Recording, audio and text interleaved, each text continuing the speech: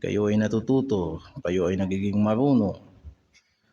At makikita nyo yan sa buhay ninyo na kapag inaayos natin ang pagharap natin sa Diyos, God will be gracious to us. At pagbalik natin sa mga buhay natin, dala-dala natin yung pamantayan na yun.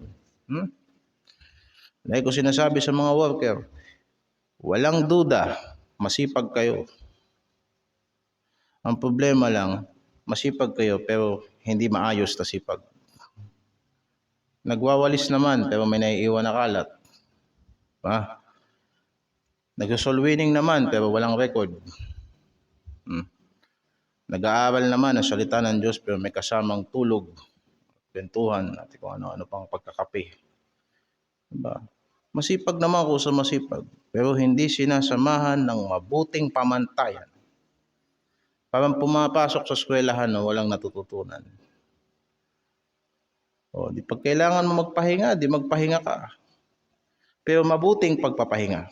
Magpapahinga ka, sinasamahan mo ng cellphone, puyat ka pa rin. Di ba? Pag mamamahinga ka, isang tunay na pagpapahinga. At pag magtatrabaho ka, isang tunay na pagtatrabaho. Tingin ko, wala nang masuhusay pa sa mga bagay na yun. Ganun yun. Kung mag-aaral ka, di mag-aaral ka. Husayan mo. Diba? Hindi sasamahan mo ng monkey business. At magtataka ka, high school ka na, di ka pa marunong ng algebra. Diba? At ang sabi mo, hindi kasi ako mahilig sa math eh. Hindi, nung elementary ka, tamad ka sa math. Diba? Kasi may pundasyon yan. Pag wala kang pundasyon, mahihirapan ka sa taas. Ganon din sa paglilingkod sa Diyos. Maraming nahihirapan tayo maglingkod sa Diyos. Hindi natin maintindihan yung mga konseptong mga ganyan. It's because wala tayong maayos na pundasyon. Ang kasing simple ng isang maayos na pagpunta sa iglesia, mabuting pag-uugali, ay hindi natin natutunan. Hindi lang sa pastor sinasabi yun, kung hindi dapat matutunan natin lahat. Ba? That thou mayest know how thou oughtest to behave thyself in the house of God. Ito ba yun? Hindi. That church of the living God. So pag sinabing how thou oughtest to behave thyself, hindi yun nakaupo ka ng prim and proper. No. Pupunta ka sa church, magkakaroon ka ng mabuting pakikisama sa mga kapatiran mo. Because alam natin that the house of God is the church. At alam natin ang church hindi kapilya. The church is the habitation of God through the Spirit. Ibig sabihin kapatid mo yun. Pakikisamahan mo ang iyong pakikapatiran. So pag nag-worship tayo, hindi mo ang mga nahihirapan, tutulungan mo na makagawa ng kagaanan sa pagsamba. Bubuhati natin ang kabigatan ng ating kapatid. Kapatid mo nahihirapan sa paggising sa pangangaral ni pastor. Tulungan mo siyang gumising. Magpahaba ka ng kuko. Pagkatapos, pisil-pisilin mo ng konti. Bakit? Dahil sa katutulog niyan, wala yang matututunan at nagtataka siya bakit hindi siya lumalago. Faith cometh by hearing, and hearing cometh by the word of God. Ano ba? Yung kapatid mo nagsi-cellphone. Tignan mo, sabi mo kapatid, mamaya na yan. Diba? Kung kaya niyong gawin yan, hindi na kailangan ng pulpito. Diba? Kagaya ng mga batang naglilikot-likot, huwag niyong iasa sa magulang lang yan. Dahil nasa loob yan ng ating pagsasama-sama. Kung may maitutulong tayo, itulong natin kaagad. Nabasa niyo ba sa Bible yung sinasabi ko? 1 Timothy 3:16 yun.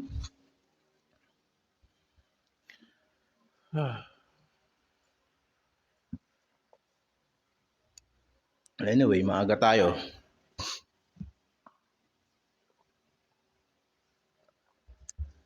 That thou oughtest to behave thyself in the house of God, which is the church of the living God, the pillar and ground of the truth.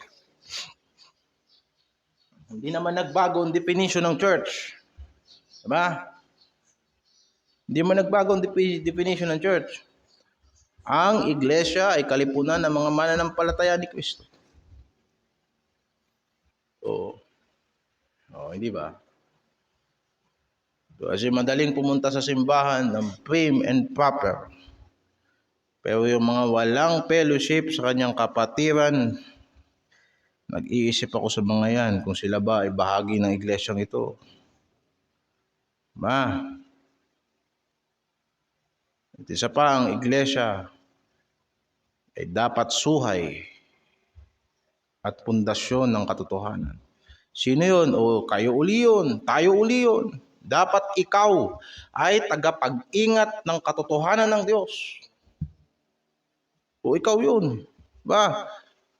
Hindi itong chapel na to. Ikaw.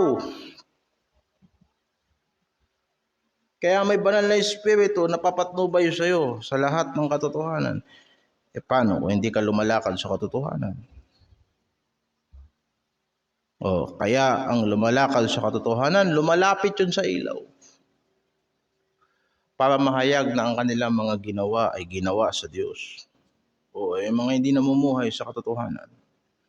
Hindi namumuhay sa salita ng Diyos. Patawagin mo ba yan nakabahagi ng iglesia? Hindi. Kaya nga tinatanggal yan sa simbahan. Yung mga tarantado at mga masasamang tao, yung mga nagsisi pero hindi nagbabago. Bakit? Anong katotohanan doon? Nalalapit ka sa Diyos pero hindi ka tatalikod sa kasalanan. Kailangan ka lang sa Diyos. Hindi ba? The church is the pillar and the ground of truth. At paano natin tinatanggap ang katotohanan? Hindi lang natin pinapakinggan yan. Minamahal natin yan. Sapagkat nag-evangelistic tayo gabi-gabi. Marami sa kanila nagsabi, totoo talaga yung pangangaral. Wala kaming masabi. Wala kaming maikontra sa pangangaral sa Bible Baptist Church. Pero ang tanong, minahal mo ba? Ang taong hindi nagmamahal sa katotohanan yung pinangaral ng Biblia patungkol kay Kristo ay walang kaligtasan. Unang Tesalonica 2:13. For this cause also thank we God without ceasing, because when ye receive, 2 Thessalonians. Nasa first ako. Pero pwede ko namin basahin yun, no? When ye receive the word of God which ye heard of us, ye receive it not as the word of men, but as it is in truth the word of God, which effectually worketh also in you that believe. 2 Thessalonians chapter 2 verse 10. And with all deceivableness of unrighteousness in them that perish, because they receive not the love of the truth, that they might be saved. Makikilala mo ang taong tumanggap sa katotohanan. Babaguhin siya ng katotohanan na kanyang tinanggap. Sapagkat ang katotohanan ito ay ang salita ng Diyos na epektibong kumikilos sa lahat ng sumasampalataya. Ngayon, sabi mo tinanggap mo ang katotohanan. Pero walang epekto sa buhay mo. Sabagat paano ba ito tinatanggap? Sa pamamagitan ng pag-ibig sa katotohanan. Mapapahamak ang mga taong hindi umiibig sa katotohanan. Bibigyan sila ng Diyos ng isang malakas na kabaliwan para sila'y maniwala sa kasinungalingan. Walang ibang matigas na dalhin kay Kristo sa ating kapanahunan kung hindi yung mga nag-akalang ligtas sila pero walang nababago sa buhay nila. May life verse ka pa. May date ka pa. And yet, nung tinanggap mo ang salita ng Diyos, hindi kumilos sa iyo epektibo. Kailan magsisimula ang pagkilos ng banal na Espiritu sa buhay ng Kristiyano? Instantly. Pagkatapos ng tumanggap kay Kristo, tinatakan siya ng Espiritu ng pangako at pangungunahan siya ng Espiritu ng Diyos. Instant. Ang banal na Espiritu gagawa. Bagamat ang pagbabago ay hindi instant, pero ang paggawa ng banal na Espiritu, instant. O, di ba? At ang ating mga buhay is under construction hanggang sa dumating si Kristo. Pero tignan mo yung buhay mo. Kung yung buhay mo kaparehas pa rin ng dati, wala kang pag-ibig sa salita ng Diyos. Mag-ingat ka, baka dumating ang Antikristo, isa ka sa mga sumunod. Sapagkat ang hinahanap mo saan kakakain at saan ka iinom. At ang kapalit nito, tatak. Walang problema. Walang problema, papatatak lang eh. Ang nililigtas naman, puso, hindi kamay. O tatakan mo na. Akala mo hindi pa yan yun. Yan yun. Diba? Tama ba yun? Nadaya. At yung sinasabi doon sa 2:10, 2 Thessalonians, hindi nila minamahal ang katotohanan. Verse 12, hindi sila sumampalataya sa katotohanan.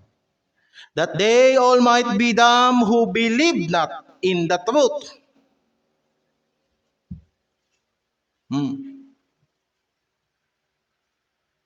Di ba? Mapakalinaw ng salitang ng ating Panginoon. But had pleasure in unrighteousness. Ang taong sumasampalataya ay walang kasiyahan sa mga unrighteous na bagay. Madaling magsalita na may pananampalataya ka sa Diyos, pero kung gusto mo ang mga bagay na ayaw ng Diyos, mahirap paniwalaan na may pananampalataya ka sa Diyos. Ngayon sasabihin ng tao na ang pananampalatayang walang gawa ay patay. Yun ay totoo at nasa Biblia. Naunawaan natin dito, ang pananampalatayang walang tunay na pag-ibig sa Diyos at pagkamuhi sa mga bagay na ayaw ng Diyos ay hindi totoong pananampalataya. Sapagkat iisa lang ang Diyos. At yung Diyos na yan ay sigurado kung hindi natutuwa sa kasamaan.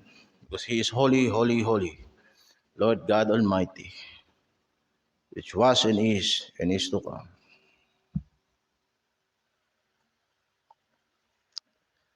Kaya sasabihin, bakit po sa aming iglesia, ang mga maliliit na pagkakamali ay tinutubid agad? Because we don't have pleasure in unrighteousness. Dahil babalik ang Panginoon, gusto kong madatnan niya ako, na umiibig sa Kanya. Sapagkat ang sino mang umiibig sa Diyos, ay nagkakaroon ng katatagan sa panahon ng pagsubok.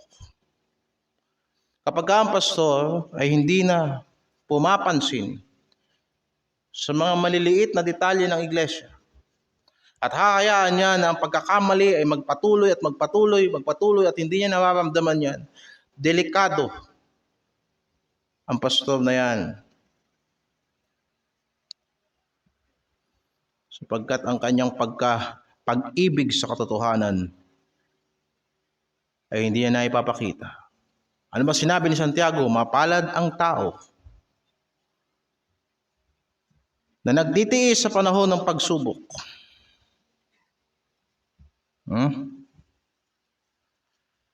Verse 12.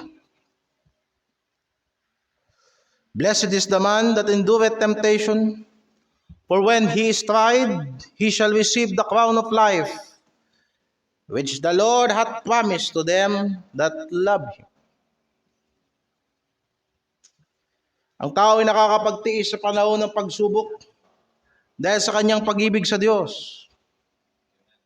Sapagkat yung mga tao nagtitiis ng pagsubok ay binibigyan ng Diyos. Ay bibigyan ng Diyos ng putong ng buhay. Now, wag mong isipin na yung putong ng buhay na yan is reward lang yan. Ipinangaral ko sa inyo noon sa Revelation na ang putong ng buhay na yan ay hindi yan basta corona.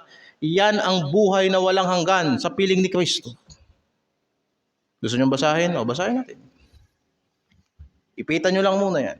In James, punta tayo sa Revelation. Isipin mo, ang motivation mo sa paglilingkod, corona, hindi si Kristo. Revelation chapter 3.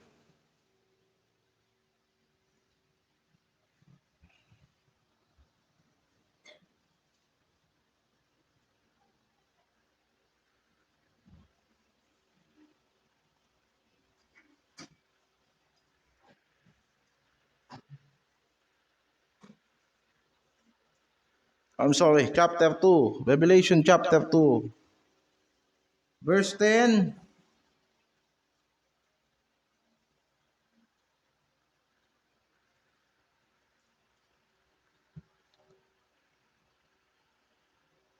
Banding.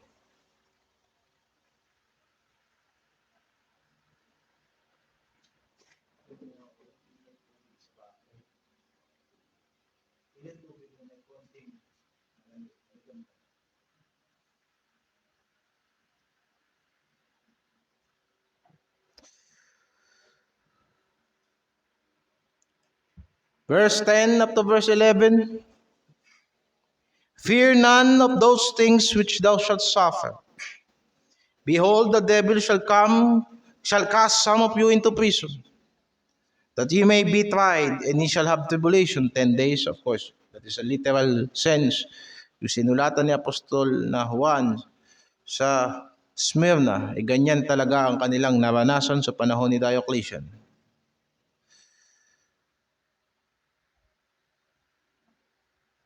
Be thou faithful unto death, and I will give thee a crown of life. Now, ano yung crown of life? Verse 11. He that hath ear, let him hear what the Spirit saith unto the churches. Hindi lang sa Smyrna, kundi sa mga iglesia ng Panginoon hanggang sa panahong ito, itong sinasabi ng banal na Espiritu. He that overcometh shall not be hurt of the second death. Alam niyo ang second death, hindi ko na kailangan explain yan. Ang second death ay ang lawa ng apoy ng impyerno.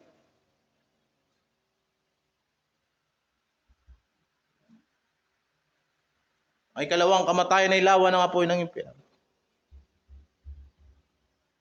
Kung kaya't ang Kristiyano ay tunay na magtatagumpay at bibigyan siya ng Diyos ng putong ng buhay. Now, tell me, anong sasabihin na may mga pananampalataya pero hindi nagtatagumpay? That's why minamahal natin ang katotohanan. Sapagkat kung hindi mo minamahal ang katotohanan at nagkakaroon ka ng kaligayahan sa mga kalikuan, hindi kaya binigyan ka ng Diyos ng delusion. Akala mo ligtas ka. At ipinakikita na sa iyo sa conviction ng banal na Espiritu na kailangan mo si Kristo, pero dahil sa sabi mo meron kang life verse. Merong naalala mo na na-witnessan ka. Tignan mo ang epekto ng banal na Espiritu sa iyo pagkatapos mong tumanggap. At the back of your mind, bumalik ka. If that was 5 years ago, 3 years ago, 10 years ago, tatanungin ko rin ang tinanong ni Apostol Pablo sa mga taga-Efeso. Tinanggap nyo ba ang banal na Espiritu simula nang kayo'y sumampalataya? Sapagkat ang nakipag-isa kay Kristo ay nagiging bagong nilalang. And we always preach that again and again. Sapagkat hindi yan pwedeng hindi pundasyon ng iglesia.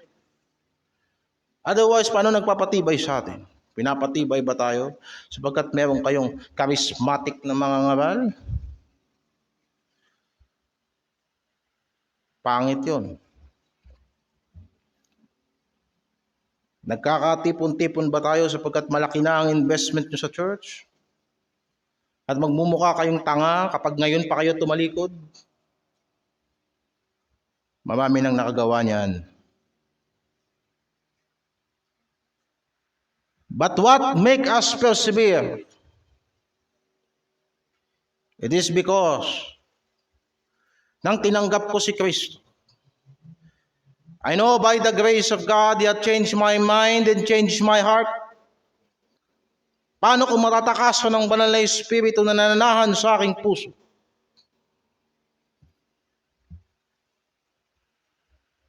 Kaya ko ring sumuway. Kaya lamang ang kalungkutan, ang kalumbayan ng Diyos ay mas mabigat kaysa sa aking kasiyahan sa pagsuway. Hindi ako natatakot sa parusa ng Diyos, I tell you. And the reason because, alam ko kahit sa parusa ng Diyos, ang Diyos mabiyaya. Pero anong kinakatakutan ko? Na naglilingkod ako at nabubuhay ako sa daigdig na to na wala akong kasiyahan. Hindi ako takot sa gutom. Hindi ako takot sa walang pera. Pero takot ako na gumagalaw ako sa daigdig na to, na walang patutunguhan ng buhay ko. Na tumatayo ako sa pulpit, na puro basura ang laman ng aking isip at puso. Hindi ako nagiging masaya, hindi ako nasasatisfied. Because ang hinahanap ko ay kasiyahan kay Kristo. And in your presence, there is fullness of joy forevermore. Huh? Takot ka kasi magugutom ka. Hinahanap din yan ng mga taong makasalanan. Kahit walang kaligtasan, hinahanap din yan. Takot ka kasi magpapaluin ka ng Diyos, sasaktan ka ng Diyos pagka sumuway ka sa Kanya. Kahit mga demonyo, takot din sa Diyos. Jesus, anong gagawin mo sa amin? Wala pa yung panahon, hindi pa time's up. Ha? Papuntahin mo kami sa mga baboy. Diba? Takot ka kasi paparusahan ka ng Panginoon. Kahit demonyo, takot sa Diyos. Kaya we must overcome. By the love of God that God had to us, and the love of God that we have to God. Ang taong Kristiyano ay makikilala mo sa kanyang pag-ibig kay Kristo. Sapagkat siyang umiibig sa Diyos, ay nananahan sa Diyos. At ang Diyos ay nananahan sa Kanya. Nakasulat yan. Ha? Nakasulat yan sa Juan 4. Unang Juan 4. Ang talata ay 16. O talatang 15 yung umpisahan natin upang makita natin ang koneksyon ng pag-ibig sa pananampalataya. Nagtuloy-tuloy ako. Well, we have all morning. Whosoever shall confess that Jesus is the Son of God, God dwelleth in him, and he in God. Some will say, madali lang yan. I confess that Jesus is the Son of God. Orthodox ako sa aking doktrina. Naniniwala ako sa dakilang aral na ang taong naligtas ay ligtas magpakailanman. Very good. But how will you know na yung pagpapahayag na si Kristo ay anak ng Diyos ay totoong pagpapahayag at ikaw ay nasa Diyos? Tuloy. And we have known and believed the love that God had to us. God is love. And he that dwelleth in love, dwelleth in God. And God in him. Nakita mo ba yun pag pinagbangga mo yung verse 15 at saka verse 16? God dwelleth in him, and he in God. Sa verse 15. Sa verse 16. Dwelleth in God, God in him. Anong ibig sabihin nito? Anong matitira sa atin? Walang ibang conclusion ay ito. Ang tunay na pagpapahayag na si Jesus ay ang anak ng Diyos. At ang iyong Panginoon at tagapagligtas ay ang pagkakaroon ng pag-ibig sa Diyos. Ang larawan ng pag-iibig sa Diyos ay nagpapakita na tunay kang nakakita ng kapatawaran kay Kristo. Ay kita mo yung babaeng umiyak sa paanan ng ating Panginoon. Sabi ng banal na kasulatan, iniligtas siya sa pamamagitan ng pananampalataya, hindi ng pag-iyak. Pero anong sabi ng Panginoon? Ang babaeng ito ay nagmahal sapagkat siya'y pinatawad ng malaki. Ganon din naman, hindi ko makikita at hindi natin makikita ang katunayan ng pagpapatawad ng Diyos sa ating mga kasalanan, maliban na natagpuan mo ang puso mo na may tunay kang pag-ibig sa Diyos. We love Him because He first loved us. There is no fear in love. Verse 17. Herein is our love made perfect, that we may have boldness in the day of judgment, because as He is, so are we in this world. Anong dahilan kung bakit may katapangan ka sa harapan ng paghuhukom ng Diyos?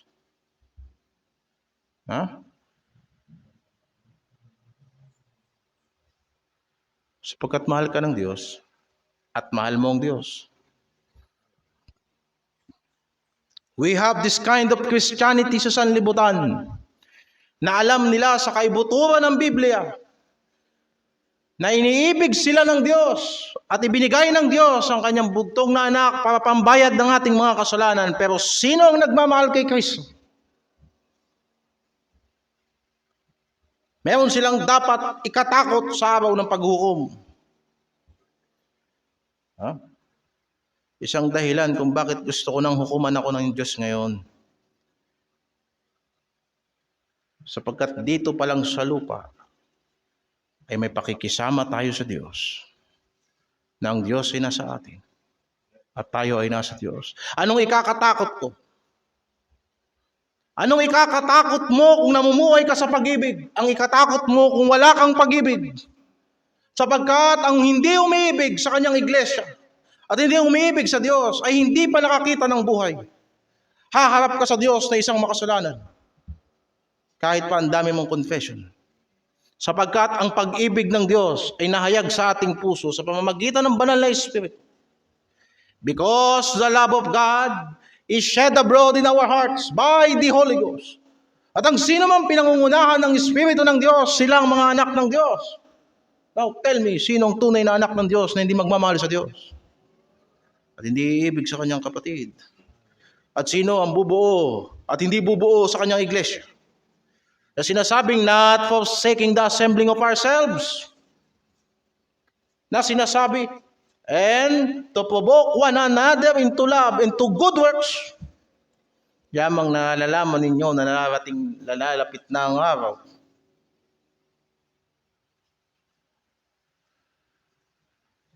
Kaya tayo'y magtatagumpay. Ang Kristiyanong nananahan sa pag-ibig ng Diyos ay magtatagumpay sa sanlibutan ito. Sapagkat sinasabi ng banal na kasulatan, we are more than conquerors through Him that love us. Hindi dahil sa mahal natin ng Diyos, kundi mahal niya tayo at ang kanyang pagmamahal ang siyang nagbigay sa atin ng pagmamahal sa Kanya. Na bawat Kristiyano ay magsasabi ng ganito, Panginoon, alam mo lahat ng bagay. Alam mo, minamahal kita. Now, mangusap ka sa kaibuturan ng iyong konsyensya, minamahal mo ba ang Diyos? And the reason because, panghawakan ninyo ang pananampalataya at mabuting konsyensya. Sapagkat ang iba po pananampalataya, pero ang konsyensya nila sa kaibuturan ng kanilang puso, ginagamit nila ang pananampalataya para pagtakpan ng kanilang mga kasalanan sa harapan ng Diyos. And they call themselves Christian. Mga kapatid, iyan na isang disastrous na uri ng Kristyanismo. 1 Timothy chapter 1 verse 19.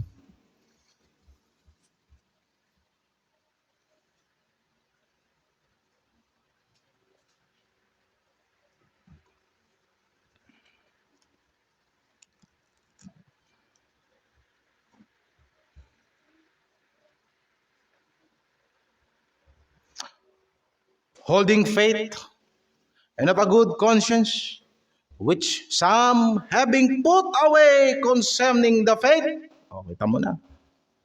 Yung iba, tinanggal patungkol sa pananampalataya, inalis nila yung mabuting konsyensya. Ano nangyari? Have made shipwreck.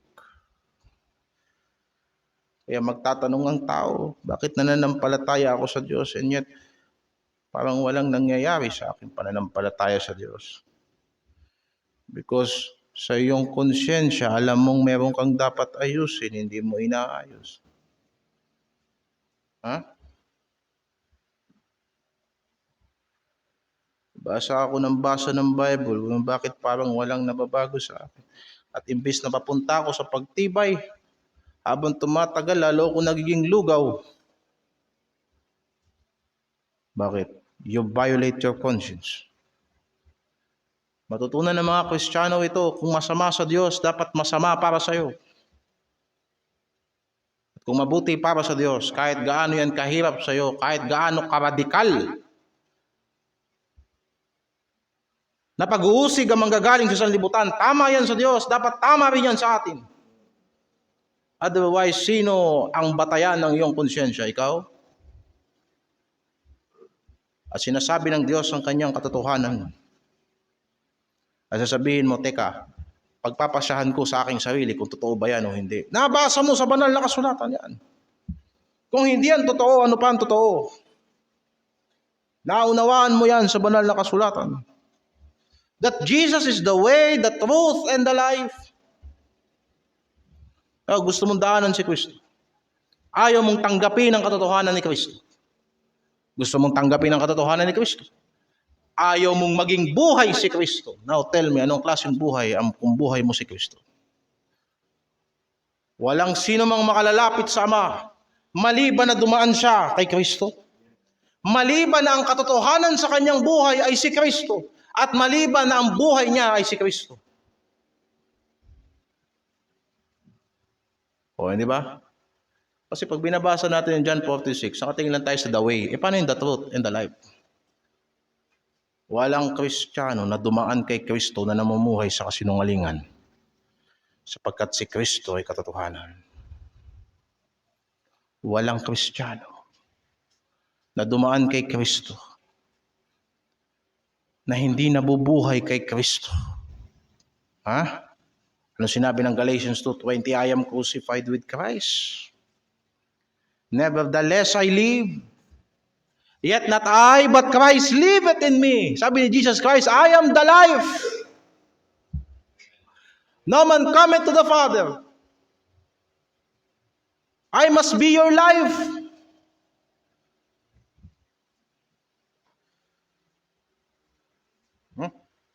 Kaya ang Christianity ay hindi basta, ang totoong Christianity ay hindi basta relihiyon. Si Kristo magiging philosophy mo sa buhay. Si Kristo magiging halimbawa mo sa buhay. Si Kristo ang pinanggagalingan ng lahat ng pag-ibig. Lahat ng gagawin mo, titignan mo kung ano ang masasabi ni Kristo sa mga bagay na yan. At pag nakita mo na hindi yan kalooban ni Kristo, huwag mong gagawin. Kasi kung gagawin mo, niloloko mo ang sarili mong konsyensya. Lokohin mo na lahat ng tao, pero anong tawag din sa taong niloloko niya ang sarili niya? Holding faith and of a good conscience. Ba? While some have put away concerning the faith, have made shipwreck. Marami tayong nakasama rito, nag-umpisa tayo. 20 years ago, many of them was made shipwreck. Because hindi nagkulang ang pagtuturo ng pananampalataya tungkol kay Kristo. And yet, marami sa kanilang natuto na magtago lang sa biyaya ng Diyos pag gumagawa ng kasalanan. And their sins will find them out. Kaya huwag siguraduhin natin na hindi marireveal ang mga kasalanang ginagawa natin. Sapagkat ang sinabi sa lihim, isisigaw sa bubungan. Yung ginawa mong sikreto sa harapan ng tao, nakabuyang-yang yan sa harapan ng Diyos. Ha? Bawat kasalanang ginagawa natin dito ay iskandal sa langit. Sa kanyang mata na nakakakita ng lahat ng bagay. At nakakaalam ng lahat ng bagay. O ang Diyos ay pag-ibig. Tandaan mo, kulang yung sinabing mahal tayo ng Diyos. Kulang yun. Ito ang totoong expression nun at kompletong expression nun. Inibig tayo ng Diyos na ang buhay ng kanyang bugtong na anak ang kabayaran.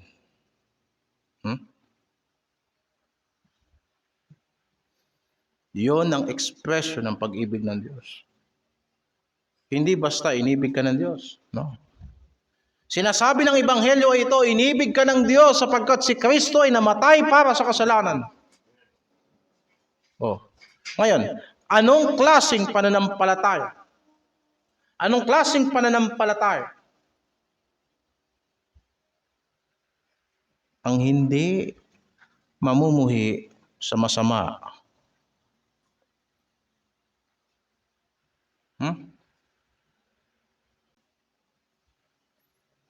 Naunawaan niyo ba yung mga sinasabi ko, mga kapatid?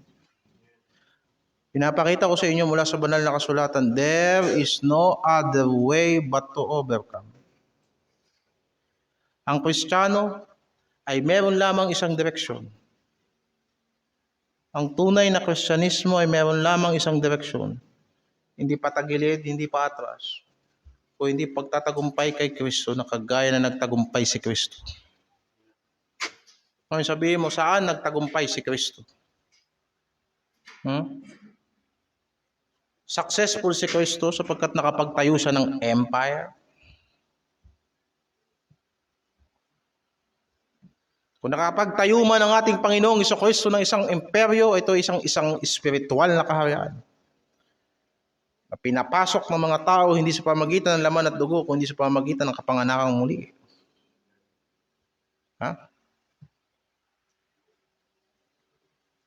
Anong pinagtagumpayan ni Kristo? Pagkat marami siyang pera. Tandaan mo, isa sa mga disipulo niya, pera ang motibasyon sa pagsunod kay Kristo, nandun sa impyerno. Anak ng puot ng Diyos. Tinawag siya ni Kristong Satanas. Yan mo lahat ng miyembro na mukhang pera, at yan ang motibasyon niya sa paglilingkod sa Diyos. Hindi kaya anak ka ni Satanas? Kaya pagdating na ang tinitira sa iyo, financial, wala ka ng pananampalataya. Nakalimutan mo na yung namatay para sa iyo. Isa lang ang purpose niya sa buhay. Mamatay na nabubuhay sa Diyos. Diba? Sinabi ni Haring Solomon, nang siyang naghahanap ng maraming kayamanan na hindi magiging masaya. Kaya nga dito sa church, pinakita sa inyo ng Panginoon ng ministry ay hindi pera-pera lang. At mauunawaan ninyo sinasabi ko. Sapagkat ang intensyon ko ay ang kaligtasan ng inyong mga kaluluwa. Kaya kagaya ng sinabi ni Apostol Pablo sa mga taga-Korinto, sasabihin ko rin sa inyo, examine yourselves whether ye be in the faith. O baka mga itinakwil kayo ng Diyos.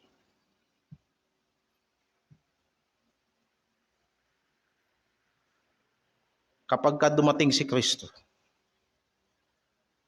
taglay ang lahat ng kaluwalhatian ng langit na may pagkulog at pagkidlat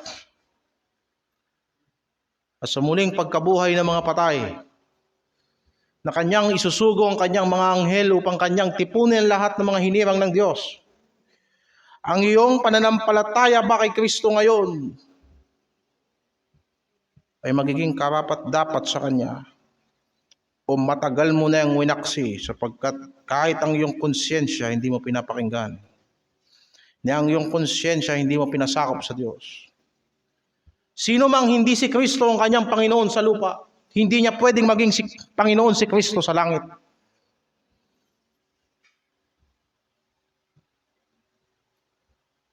Sabihin mo na pag bumalik si Kristo, babaguhin niya ang katawan mong masisira. Ang katunayan na babaguhin ni Kristo ang iyong katawang masisira sa hinaharap sa kanyang pagbabalik ay nababago ka sa panloob ngayon. Kung hindi ka mababago sa pamamagitan ng kapangyarihan ng salita ng Diyos ngayon, huwag ka nang umasa na pag bumalik si Kristo, babaguhin niya ang katawan mong masisira sapagkat walang makasalanan na babalikan si Kristo. Buksan natin ang talata.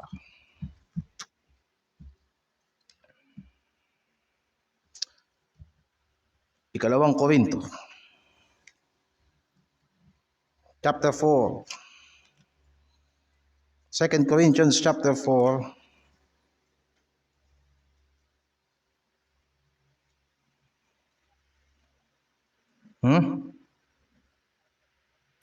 Verse 16. For which cause we faint not. Purihin ng Diyos. For this reason, we do not faint. Ito ang dahilan kung ba't hindi tayo napapagod. But though our outward man perish, yet the inward man is renewed day by day. Yan ang kalagayan ng taong na kay Kristo. Ang katawan mo ay pahina ng pahina. Sapagkat tumatanda tayo at nagkakasakit tayo. Pero ang iyo bang panloob na pagkatao na babago?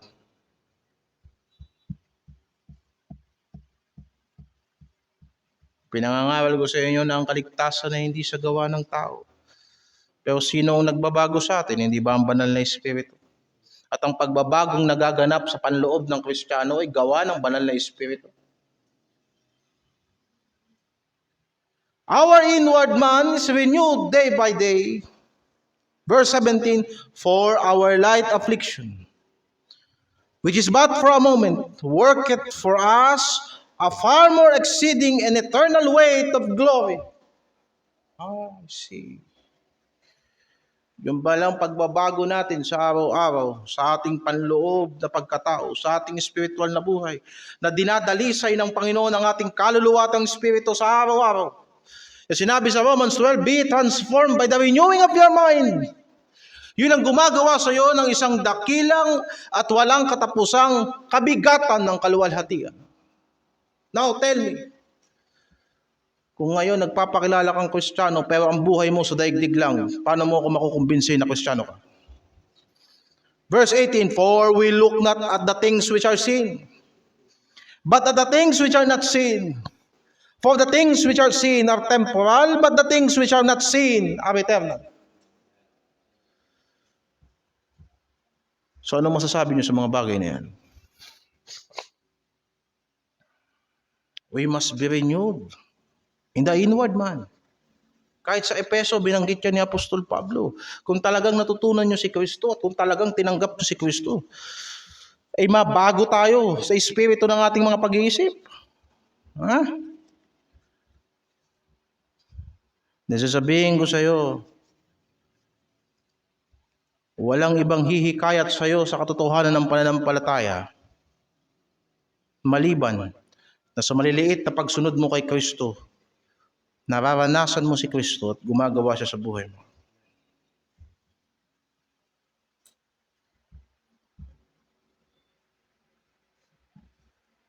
Hanapin natin sa Efeso.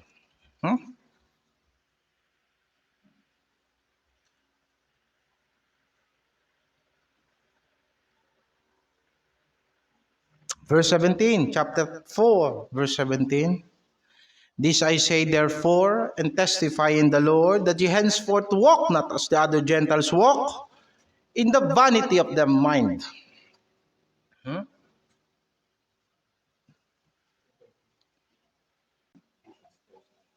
Ephesians 4:17.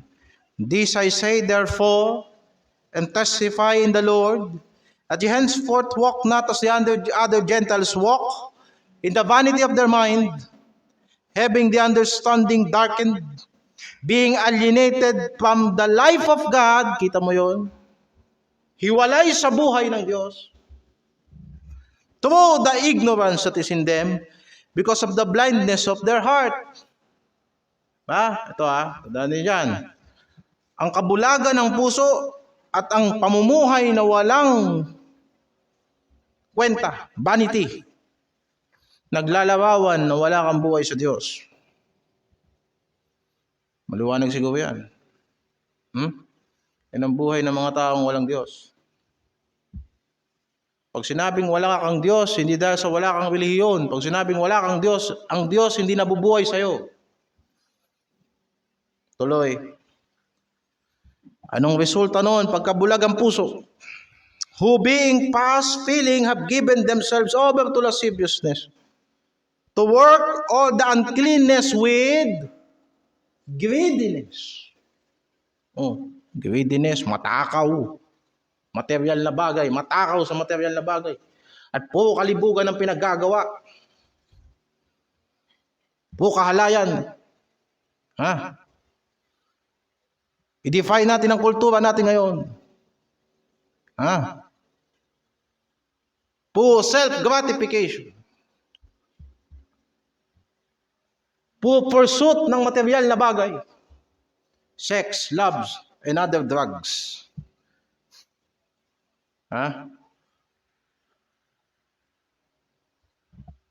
Pagkatapos Kristiyano ka, ganyan buhay mo. Sa Biblia, nakasulat, wala kang buhay sa Diyos. Napakadali ng kaligtasan. Totoo. Sumampalataya ka at ikaw ay maliligtas. Pero tell me, paano mo malalaman na ang iyong pananampalataya ay totoo? Because ang sino mang sumampalataya sa Ebanghelyo ay tinatatakan ng Espiritong Banal. And you shall know them by their fruits. Ang makikita ng mga Kristiyano, mapag-imbot. Pero Kristiyano. No. Hindi yan to ng ating banal na kasulatan. Kaya gusto ko magbasa kayo mabuti. You have to face it. Na anak tayo ng Diyos, ang ating buhay ay manifestation ng biyaya ng Diyos. Na matatagpuan mo na sa iyong pagpapatuloy sa salita ni Kristo, hindi mo binabago ang sarili mo, kung hindi binabago ka ng Diyos. Paano? Verse 20, but ye have not so learned Christ. Kung ganyan ang pamumuhay mo, Kristiyano ka na. Materialistic ka pa din. At wala ka pa rin pag-ibig sa Diyos. Hanggang ngayon, hindi mo pinagsisikapan alisin yung panonood mo ng bold. Pornographiya. Maniligaw ang mga kalalakihan, tapos pag natikman nyo na, bigla nyong iiwanan. Pati babae, ganyan namin ngayon. Tapos Kristiyano ka. Hindi ganyan ang pagkatuto nyo kay Kristo. Hindi ganyan yung Kristong tinanggap natin. Kundi dapat hubarin na natin yan. Verse 22. Verse 21, if so be that ye have heard him, and have been taught by him, as the truth is in Jesus. Ang iglesia ay suhay, pundasyon ng katotohanan. Ang simbahan, ang iglesia ay kalipunan ng mga taong nakatagpo ng katotohanan kay Kristo. Natuto kay Kristo. Tinuruan ni Kristo sa pamamagitan ng kanyang banal na Espiritu. Kung kaya't nakalalaya sila sa dati nilang buhay. And you shall know the truth, and the truth shall set you free. Tuloy. Kaya sabi, 20, ano verse tayo? 22. That you put off concerning the former conversation the old man, which is corrupt according to the deceitful lust, and be renewed In the spirit of your mind, ayun na sinasabi ko kanina pa, yung pagbabagong panloob ay pagbabago ng pag-iisip. And that you put on the new man, which is after God, is created in righteousness and holiness. That is the reality of being a Christian.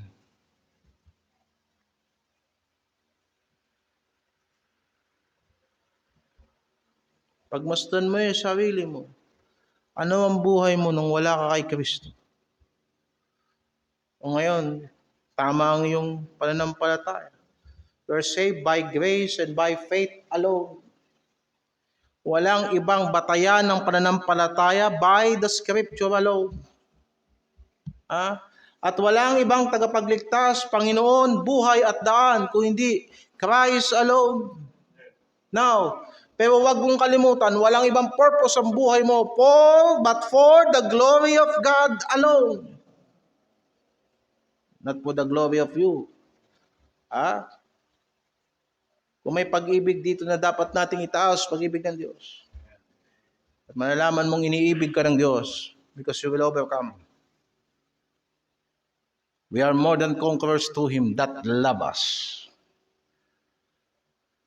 Baka niloloko mo lang ang sarili mo, hindi ka talaga iniibig ng Diyos.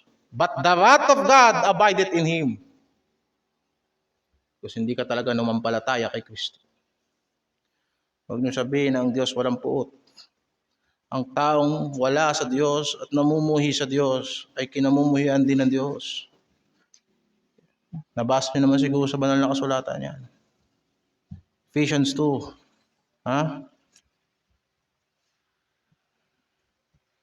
Verse 3, among whom also we all had our conversation in time past, in the lust of our flesh, fulfilling the desires of the flesh and of the mind. Nakita mo kanina yung lasciviousness. The desires of the flesh. Nakita mo kanina dun sa Ephesians 4, yung vanity of their minds. The desires of the flesh and of the mind.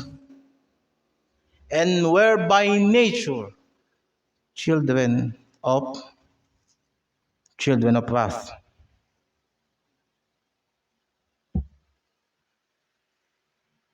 Diniscuss sa inyo kanina sa Ephesians 4 na ang ganyang kalagayan ng tao ay nangungusap na wala siyang buhay sa Diyos. That's why sabi sa verse 1:1, and you hath He quickened who were dead in trespasses and in sin. Ang taong patay sa harapan ng Diyos ay walang buhay sa Diyos at walang ibang nagpapatakbo ng kanyang buhay kung hindi pagrebelde sa Diyos, kasalanan sa Diyos. Kaya mga tao ngayon naghahanap ng mangangaral na hihimas sa kanila. I tell you, nakatagpo kayo ng mga mangangaral na hindi ka re-rebukein sa iyong kasalanan. Tumakbo ka ng mabilis sapagkat babalik na si Kristo. Walang pakialam si Kristo kung gaano kakayaman pagbalik niya. At walang pakialam si Kristo kung anong dami mong ministry pero namumuhay ka sa kasalanan. At hindi ka namumuhay sa kalooban ng Diyos. Walang pakialam si Kristo sa iyo. Kung mayroon kang ayusan sa Diyos, here and now. Dawating ang panahon, sasabihin ng mga tao, Lord, we prophesied in Thy name. Gumawa kami ng mga kamanghamanghang bagay. At sa pangalan mo, nagpalayas kami ng demonyo. At sabihin sa kanila ng Panginoon, lumayo kayo sa akin, mga gumanggagawa kayo ng kasamaan. Sapagkat ang pagliligtas ng Diyos, then it is by grace and by faith alone, is so absolute na ang sino mang sa Diyos ay hindi kay Satanas. Ang sino mang patungo sa langit ay hindi patungo sa impyerno. At ang sino mang sa Diyos, ang ipinanganak ng Diyos ay magtatagumpay sa sanlibutan ito. 1 John chapter 5 verse 4.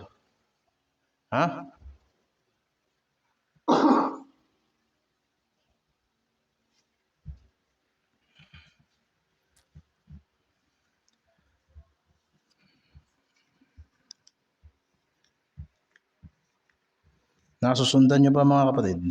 Hmm? Mabuti. Whatsoever is born of God overcometh the world, and this is the victory that overcometh the world, even our faith. Yes, sasabihin ng tao, mayroon akong pananampalataya. Tignan mo ang kanyang pamumuhay kung conforme sa sanlibutan. Mas mukha kayong BTS kaysa kamukha kayo ni Kristo sa gawa at salita. Ha? Mga kabataan na para sa rubber shoes at sa pera mamamakla. Kristiyano ka niyan? Nasa na yung dugo ni Kristo na itinigi sa krus ng Kalbaryo?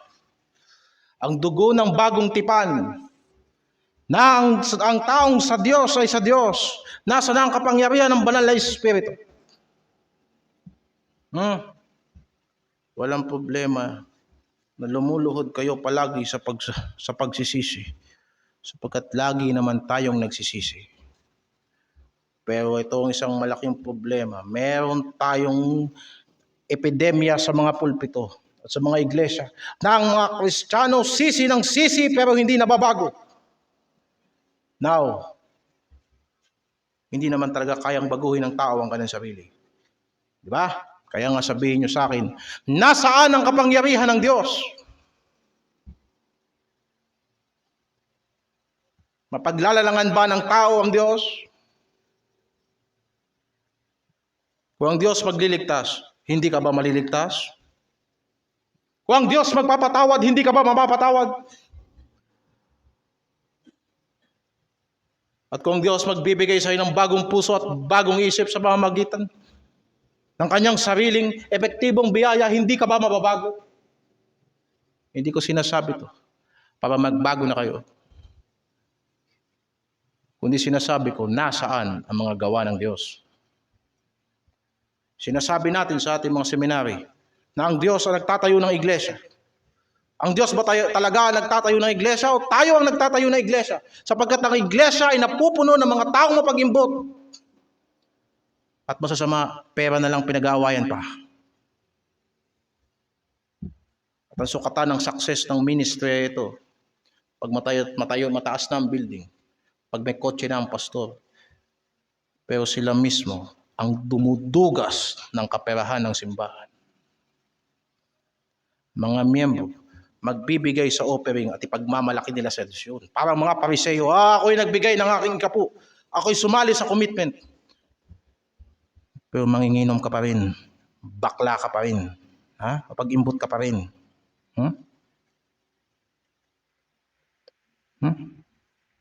Ang dami mong taong naakay kay Kristo, pero ikaw hindi mo madala ang sarili mo. Dapat ikaw ay sumusunod kay Kristo.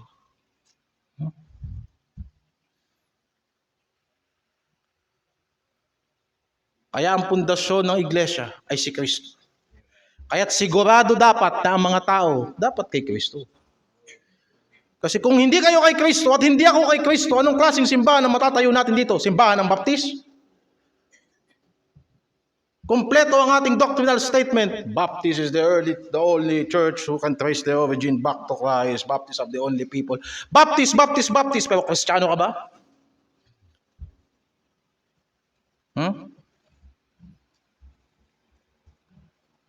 Gusto ko mag-sink-in yan sa inyong mga puso. Sapagkat wala tayong ibang mapagtitiwalaan sa gawain. Iilang piraso tayo, subalit marami tayong nagagawa para sa Panginoon. Na wala tayong ibang inaasahan, ang kundi ang Diyos lang. At hindi mangyayari yan kung hindi kayo kay Kristo. At hindi si Kristo ang sinampalatayaan natin sa kanyang salita. Pero hindi pwedeng Kristiyanong patulog-tulog. Sapagkat ang Kristong tinanggap natin ay gising at namamagitan para sa atin. Sa trono ng Diyos sa langit, meron tayong tagapamagitan sa Ama. Ang mga bagay na ito ay sinasabi ko sa inyo para huwag kayong gumawa ng kasalanan. Pero kung sino man sa atin ay magkasala, mayroong isang tagapamagitan sa atin. Si Jesucristo ay matuwid. Ha? Kaya't ang sino man na nabubuhay sa Kanya ay dapat lumakad kung paano siya lumakad. Ang impyerno ay lugar ng mga taong may pananampalataya din. Subalit hindi totoo ang kanilang pananampalataya. Ngayon, kung ako'y tatanungin nyo, bakit may pananampalataya sila, huwag niyong kakalimutan na ang mga dyablo ay may pananampalataya din. Ha? Pero nasaan si Satanas? Nasaan ang mga kampo ni Satanas? Hindi ba't paparusahan sila sa dagat-dagatang apoy? Pagkat hindi sila magtatagumpay sa sanlibutan ito. Rather, sila pa nga ang espiritong gumagawa sa mga anak ng pagsuway. Kung kaya't dapat lamang na sila, ayon sa kadakilaan ng Diyos, sa kanyang paghatod at katuwiran, naparusahan sila sa impyerno, at ganoon ang kalagayan natin, mga kapatid.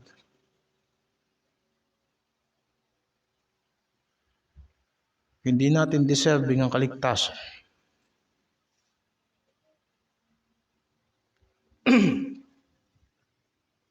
Kung hindi dahil sa biyaya ng Diyos, na kinahahabagan ng Diyos ang nais niyang kahabagan, at pinibiyayaan ng Diyos ang nais niyang biyayaan, anong saysay ng pananampalataya ko? Nakapananampalataya tayo ng totoo, sapagkat ang Diyos at gumawa ng liwanag tungo mula sa kadiliman ay nagliwanag sa ating mga puso. Kaya kung ang ebanghelyong ito ay natatago ito sa mga bulag na binulag ng Diyos sa sanlibutan ito.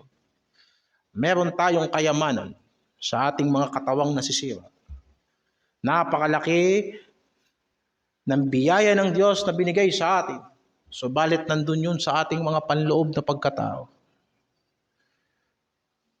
Upang ang kapangyarihan at kaluwalhatian ay hindi sa atin, kundi sa Diyos na nagligtas sa atin mula sa pananampalataya hanggang sa pananampalataya. Kagaya ng nasa sulat, ang matuwid ay mabubuhay sa pananampalataya. Yan ang doktrina ng Diyos.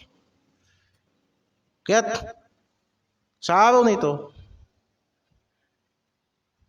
5 taon na talaga ako sa pagpapastor. Ito ay 5 taon ko sa pagpapastor. At simple lang ang aking intensyon sa pagpapastor. Na wala akong ibang ipakikilala sa inyo maliban si Kristo. Kapagkapako ni Kristo. Hindi ako nagkautang sa inyo ni kanino man. At kung meron, sabihin nyo sa akin, ako'y magbabayad. Hindi ako after sa pera ninyo. Ang aking hangad ay makapaglingkod kayo sa Diyos ng matuwid. Sapagkat isang araw lilipas din ako. Pero hindi pwedeng pag nag-iibang pastor mo, nag-iiba ka rin. Sapagkat umakyat si Kristo sa langit, iniwan niya yung 11 sa lupa, subalit hindi sila tumalikod kay Kristo. Sapagkat may banal na espiritu.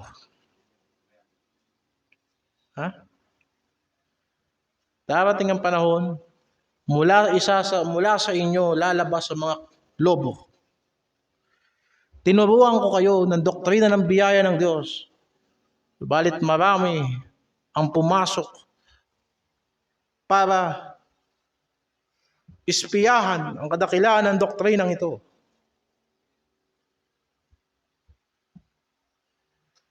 Sinabi ko sa inyo,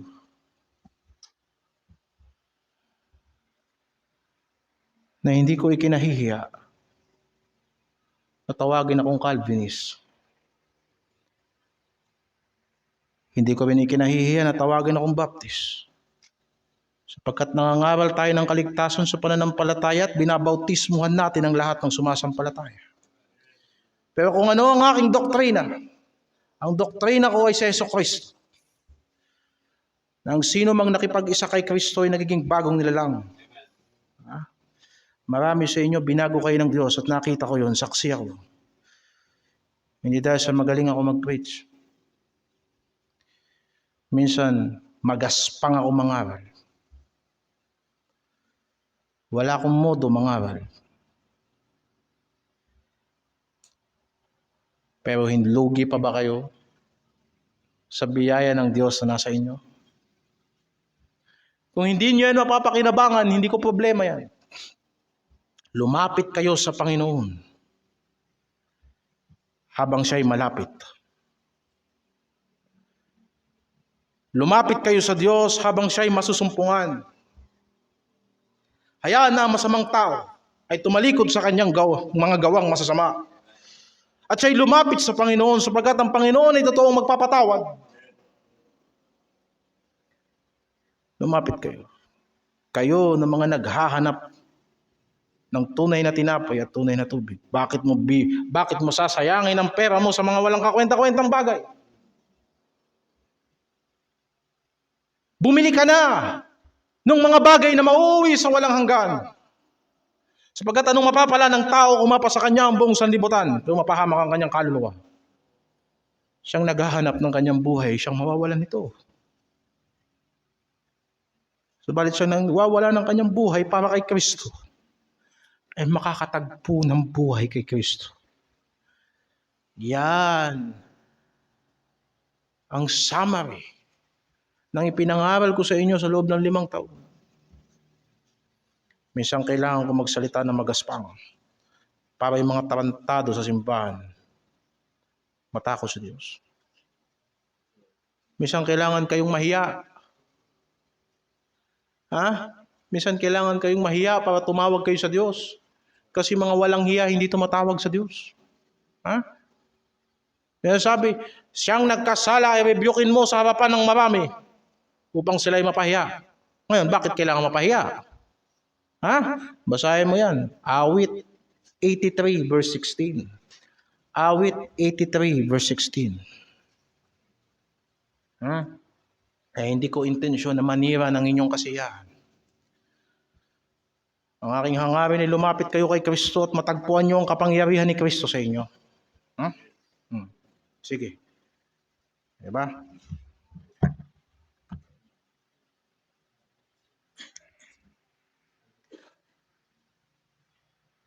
Fill their faces with shame.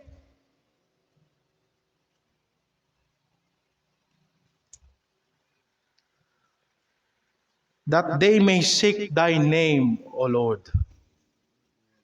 Lipusin mo ang kanilang mga muka ng kahihiyan para hanapin nila ang iyong pangalan. Bakit? Mga galing sa sanlibutan, pupunta sa simbahan, nakatingin sa sarili, self-centered. Kaya ka sumamba para tumingin ka sa Diyos at hindi sa sarili mo. Gandang-ganda ka sa sarili mo. Buting-buti ka sa sarili mo. Iahandog mo sa Diyos mga sarili mong gawa, mga kayabangan mo. Aanuhin ng Diyos yan.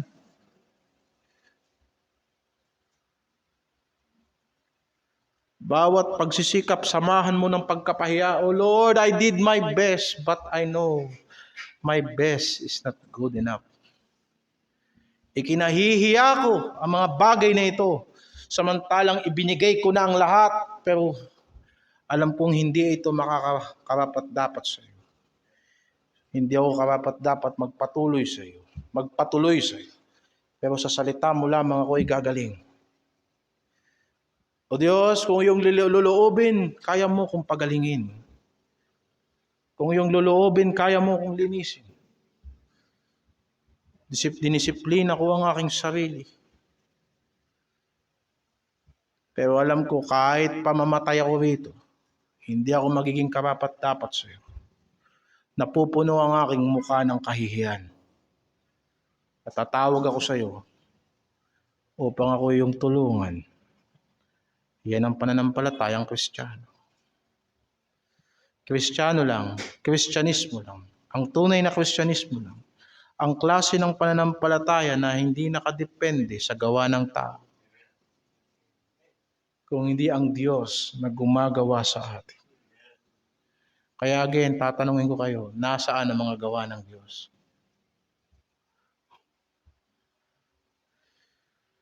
Sa umpisa ng Lord's Prayer, ganito ang panalangin. Our Father, which art in heaven, hallowed be thy name.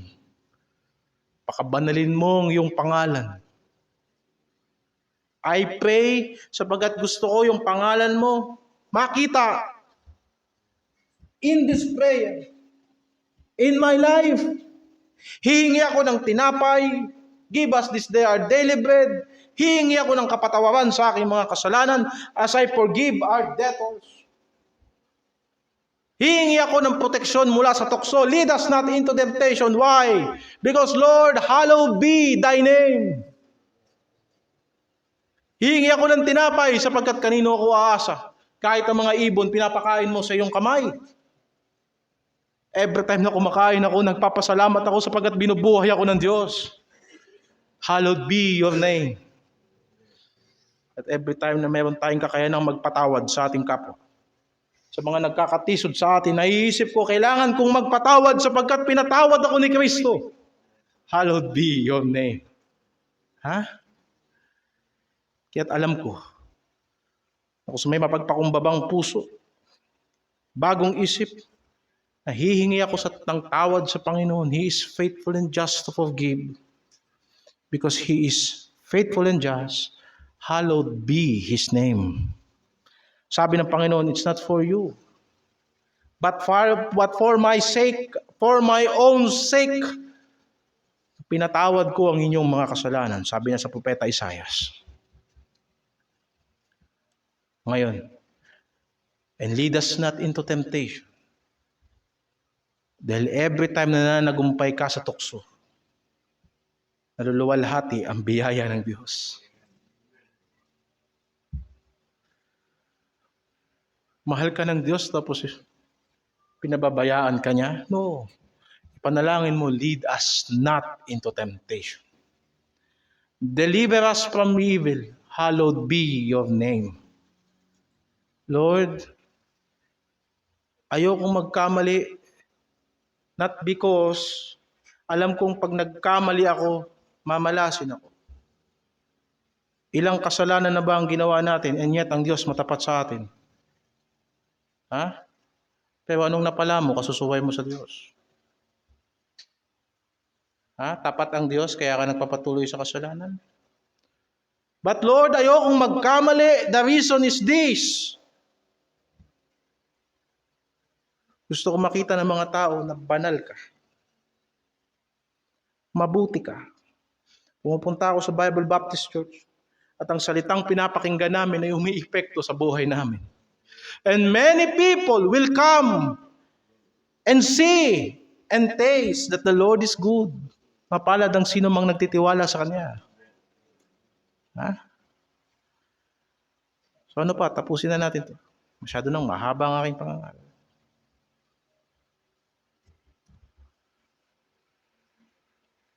So wag niyong mahalin ang sanlibutan.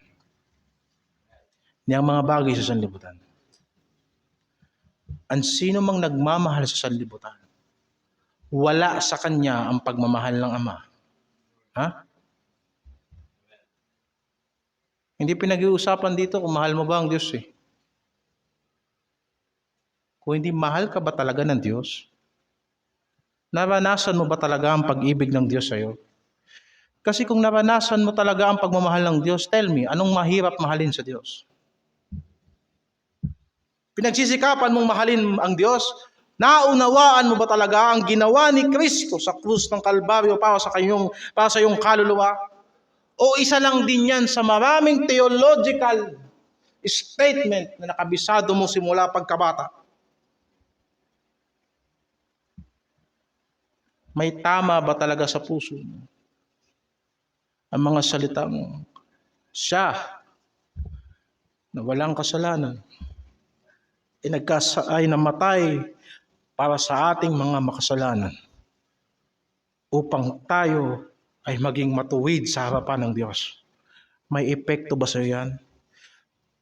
Nauuga ba ang iyong buong pagkatao? Pag inisip mo yan, were you there when they crucified my Lord?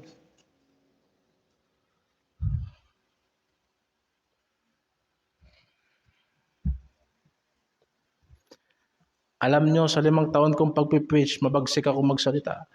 Pero yung bagay na yan, ang nagpapaluha sa akin. Oh, sometimes it makes me tremble. Tremble, tremble. Were you there when they crucified my Lord? At hihikayatin ko kayong maglingkod sa Diyos? Akala nyo ba yung pangangaral ko sapat para magpatalikod sa inyo sa inyong mga kasalanan? Maliban na damanunin ninyo sa inyong mga puso na iniibig kayo ng Diyos. Sapat ang aking gawa kung meron. Sapat ang aking salita kung meron.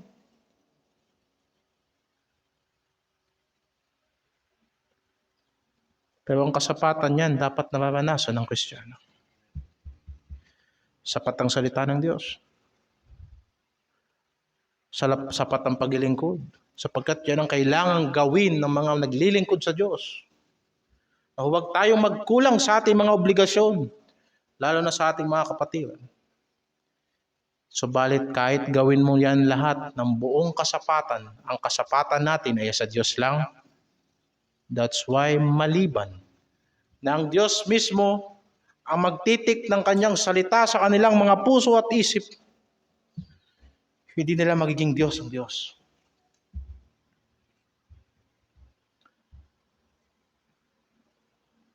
Mananatili tayong parang mga pulubi na namamalimos sa labas ng bahay ng Diyos at nakakatikim ka ng mga mumho pero hindi ka anak ng Diyos. Sapagkat ang anak ng Diyos ay aarugain ng Diyos. Ang anak ng Diyos ay didisiplinahin ng Diyos. Ang anak ng Diyos, hahanapin ng Diyos.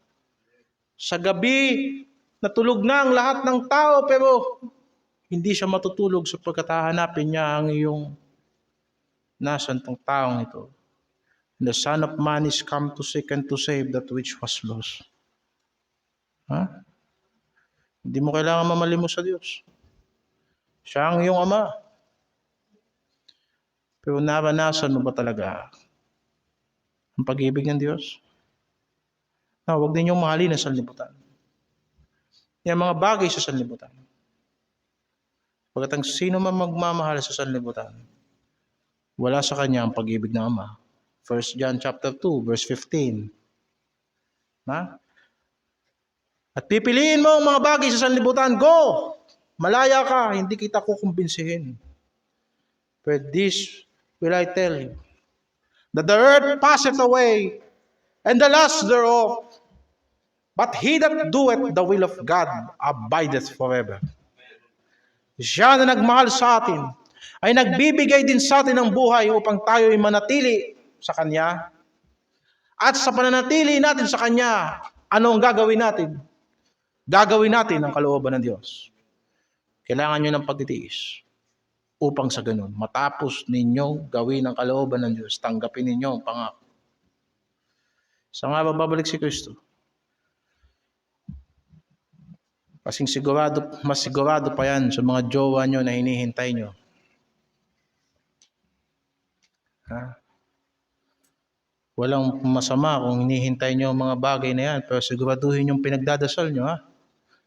At pinaghahandaan nyo. Dahil ang taong nagdadasal ay naghahanda.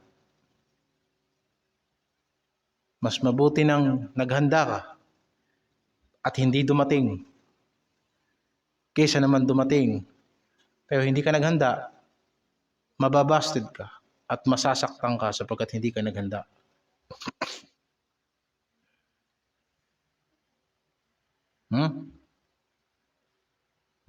Kaya hindi ako naging mahigpit sa mga kabataan. Lalo na kung ako ay natutong magtiwala sa inyo na sa matagal nating pagsasama o sa maigsing panahon ng pagsasama natin, nakita ko kung paano nyo tinanggap ang salita ng Diyos na kumikilos sa inyong buhay. Uulitin ko sa inyo ang mga salitang ito. Hindi ko nais na mangibabaw at makialam sa inyong mga buhay. Pero gusto ko kayo maging masaya. Sapagkat sa pananampalataya kayo nakatayo. Ay sabihin ko sa inyo, kahit mga nasa tamang edad na kayo, ha? At sasabihin niyo, Pastor, huwiin ng Diyos sapagkat ako'y nasa tamang edad na. Kasama ko si sister. O ano? Kami po ay lalagay na sa tahimik. Eh di manahimik kayo.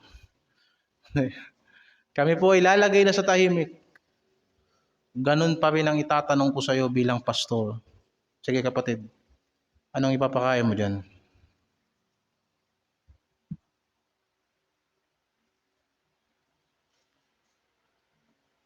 Kailangan yung tanong na yun. Alam mo bakit? Pastor ako eh. Kasi hindi ko hahadlangan ang kasiyahan ninyo, pero huwag kayong magpakasal dito. Cargo yun ng konsyensya ko. Alam kong mali, sumang-ayon ako. Ha? Kahit nasa tamang edad ka pa. Hindi ako kontra sa pag-iibigan ninyo, pero saan mo ititira yan?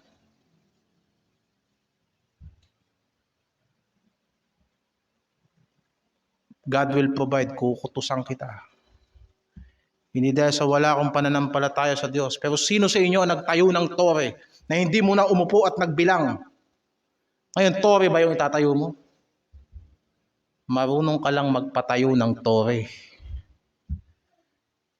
Pero wala kang kakayanan na magtayo ng bahay. Ha? Pastor, inaadlangan mo ba kami? Hindi. Pero humanap ka ng pastor ng Pentecostal, doon ka magpakasal. Bakit? Para ano, pagkatapos, kinasal kayo rito, problema kayo ng simbahan, kukutusan ko kayo. Kung yan ay blessing galing sa Diyos, the blessing of the Lord, it maketh rich. And He added no sorrow with it. Tignan nyo ang mga matatanda rito na nagpakita sa inyo ng halimbawa. Hindi ba pinagpala at inayos ng Diyos ang kanilang buhay nung nakinig sila sa salita ng Diyos? Ito bang sinasabi kong ito ay para sa sarili ko? Wala akong mapapala sa inyo kahit maging mabuti pa kayo. Subalit haharap kayo sa Diyos. Kailangan nyo ng pag-ibig na nagpapabanal sa inyo sapagkat babalik si Kristo. Ano ko hinahanap ng mga young people dito? Naku talaga sinasabi ko sa inyo. Sige, ipagkalat nyo dyan na pinagbabawalan ko kayong umibig. Isa lang ang pag-ibig na alam ko, ang pag-ibig ng Diyos. Kaya kayo mga mister, ibigin ninyo ang inyong mga asawang babae. Kagaya ng inibig ni Kristo ang kanyang iglesia. At ibinigay niya ang kanyang sarili sa kanya. Upang pakabanalin niya ito sa pamamagitan ng paghuhugas ng tubig na may salita. Pinagaganda ni Kristo ang kanyang iglesia. Ganon din naman ang mga lalaki, hindi dapat nagpapapangit sa mga babae. Ang ganda-ganda niya nung niligawan mo, nung napaasawa sa'yo, naging stress. Bigyan mo siya ng pang-facial. Kagaya si Kristo, intention niya na pagandahin ang iglesia. Diba? Ang mga lalaki ay dapat umiibig sa Diyos. Ibigin niyo ang Diyos at hindi kayo kakapusin ng pag-ibig sa inyong mga. Dahil minsan talaga nakakainis ang kanilang mga. Tayo mga lalaki ayaw natin na madaldal. Pero totoo lang, mas madaldal tayo kaysa sa mga babae. Diba? Ayaw natin silang magastos. Pero totoo, mas magastos tayo kaysa sa mga babae. Sapagkat kape tayo ng kape. Kain tayo ng kain ng sisig. At ang mga babae, gusto natin taong bahay lang.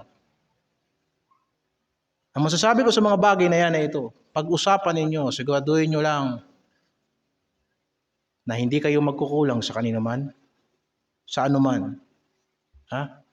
Hindi ang ganda-ganda ng lipstick ni nanay, ang bata, ketchup na lang ang ulam. Di bali, mapula rin naman yung labi mo, anak. Parehas tayo. Di ba? Ganyan ang mga tao sa sanlibutan. At sasabihin nila sa kanilang Facebook, deserve ko to. Wala tayong deserve sa harapan ng Diyos. Wala. Kung anong meron, pagkasyahin. Kapag sumobra, magbigay sa nangangailangan. Upang ang mga anak ninyo ay huwag maging mga madadamot na bata at mga spoiled brat. Upang sa ganoon, titignan nila ang pananampalataya ng kanilang mga magulang. Titignan nila ang pag-ibig ng kanilang tatay sa kanilang nanay. Kinikilig pa ba ang mga anak sa kanilang mga magulang? Ang pangit ang nakikita ng mga anak ngayon, pugbugan sa loob ng bahay.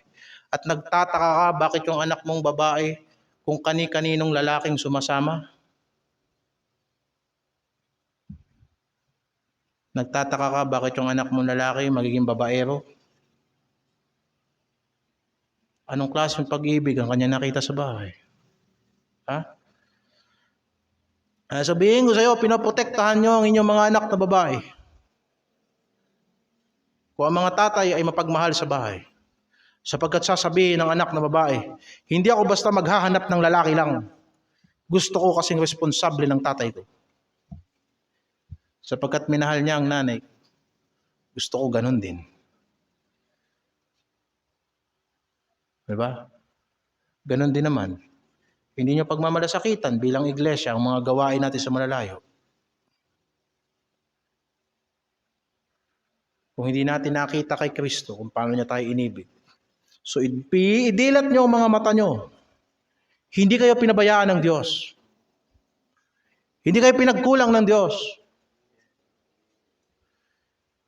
Pastor, di naman sumusobra. Bakit? Kailangan mo ba ng sobra? Sabi ng nanay ko, walang sobra sa gawain. Lahat yan, sakto. Ang hindi mo kailangan ngayon, may nangangailangan dyan na iba. At pagtiwalaan mo ang biyaya ng Diyos. Sapagkat sinabi ni Kristo, sufficient in a day is the evil thereof. Sapat sa isang araw ang kasamaan nito. Yung masama nga sapat yung kabutihan pa kaya ng Diyos?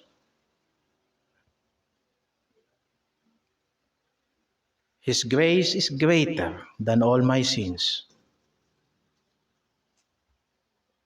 Kaya't ang mga babae ay dapat magpasakop sa kanilang mga asawang lalaki. Sapagkat ang inyong pagpapasakop ay lalong humihikayat sa kanila na lalo silang maging mapagmahal. Kagaya ng iglesia, ay dapat magpasakop kay Kristo.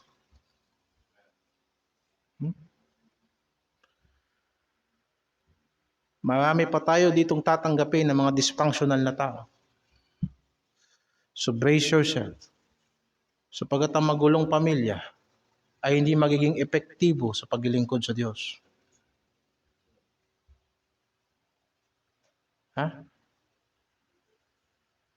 Kung napupuno ang simbahan ng mga dysfunctional na tao, paano ka tatapon kung hindi ka pupuno? Mapupuno muna. Ang ministry ay outflow ng puso. Kung anong laman ng puso mo, yan ang tatapon sa ministry. Kaya mapuspos nawa kayo ng pag-ibig ng Diyos. Totoo, hindi mahirap mahalin ang gawain. At hindi mahirap mahalin si Kristo. Sinasabi ko nga kay Pastor Sam, sabihin niyo mga miyembro kung totoo, sa 5 taon kong pagpapastor, nagturo ba ako o nag-preach ba ako ng giving?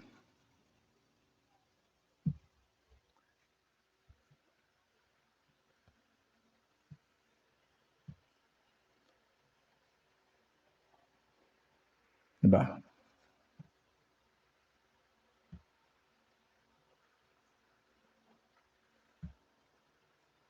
Sapagkat alam ko, kung maiintindihan ninyo ang ginawa ni Kristo para sa inyo, mamahalin niyo si Kristo. Diba? Uy, mababa ang offering. Makapag-preach nga ng giving, no? Kapag ang offering mababa, sinasabihan ko lahat na nakatira sa simbahan, magtiis kayo! Fasten your seatbelt.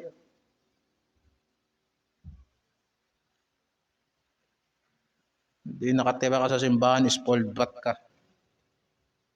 Hindi ka mapapakinabangan sa gawain ng Diyos. Diba? Mga nakatira dito sa simbahan, mga kapatid, functional yung mga yan. Mga yan, hindi yan mga nakikitulog lang dito. At kung may makikita kayong pintas sa kanila, sa akin nyo singilin. Pero hindi ako magpapatira ng tao sa simbahan ng walang dahilan.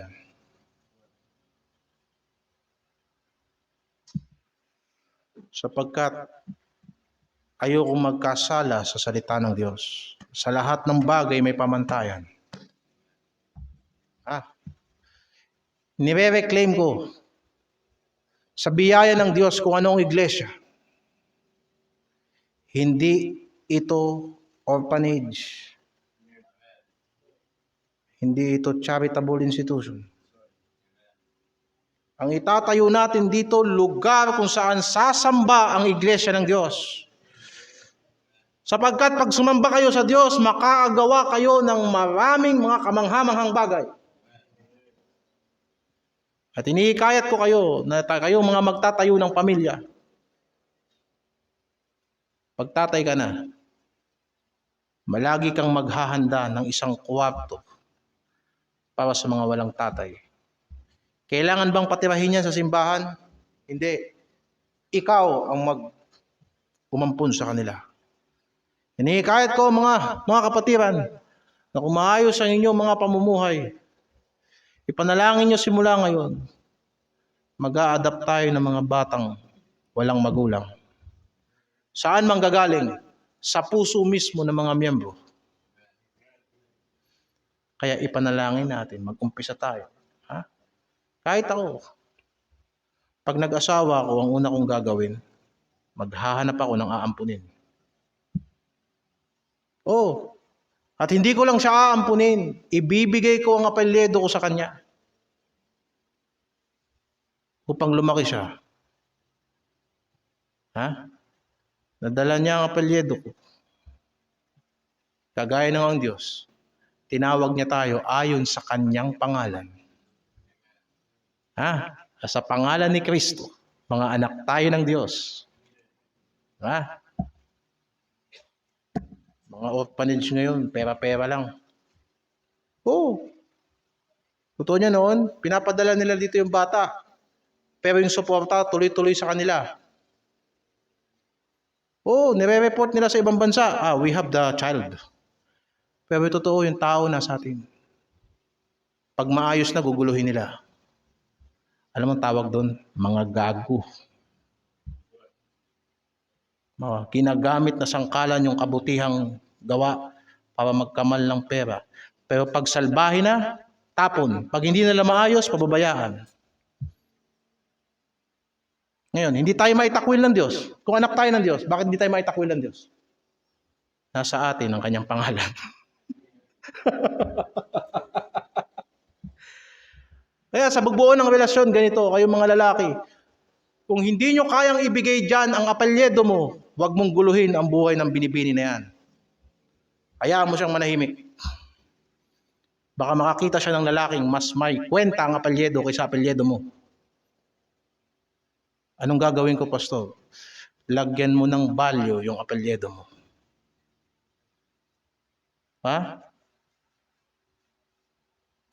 Kaya nung anak yan, ay kay Leron, tontado yun Pangit. Kaya anak yan, still, teka lang, parang kilala ko yan Kaya nung anak yan, mamanahin niya ng anak mo, yung pangalan na yan. At sinasabi ko sa iglesyang ito, siyang tumatawag sa pangalan ng Panginoon, depart from iniquity. He that nameth the name of Christ, depart from iniquity. Ang buhay ay parable ng mga paggawa ng Diyos sa iglesia.